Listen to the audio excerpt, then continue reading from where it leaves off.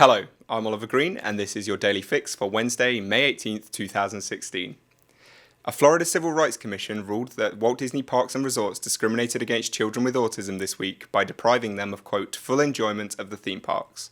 5 separate rulings were issued on May 11th that found Disney parks, specifically in Orlando, did not properly accommodate children with autism. The rulings stem from a change in Disney Parks' policy for accommodating guests with cognitive disabilities. The parks previously used a guest assistance card program that allowed people with autism and their party to bypass lines. As of October 2013, the park changed to the Disability Access Service system that allowed guests needing such assistance to make an appointment time for the length of the attraction's current wait time or shorter. After the 5 new rulings by the Florida Commission on Human Rights, this brings the total number of autism-related judgments against Disney to 13.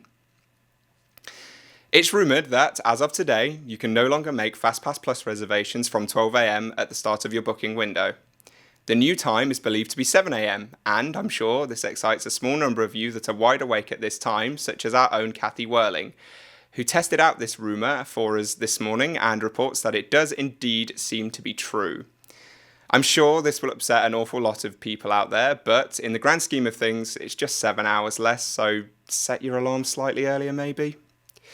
Over at the Boardwalk, the Flying Fish Cafe is getting a facelift and a small name change. The dining venue will now be known just as the Flying Fish, dropping cafe at the end. An all-new kitchen and dining room have been designed, including an additional space for private dining events to take place.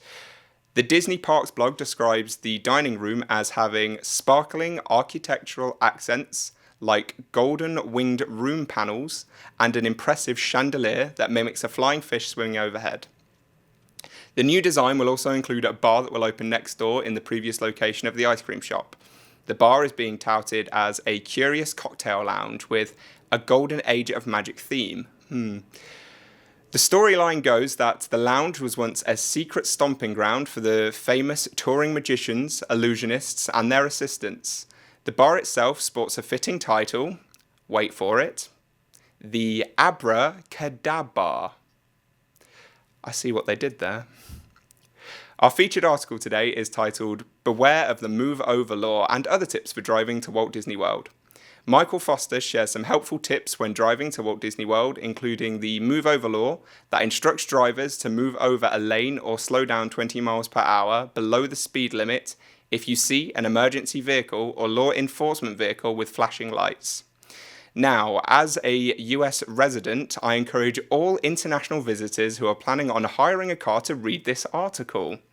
It doesn't work here like it does back in England. I promise you're doing it wrong. Trust me.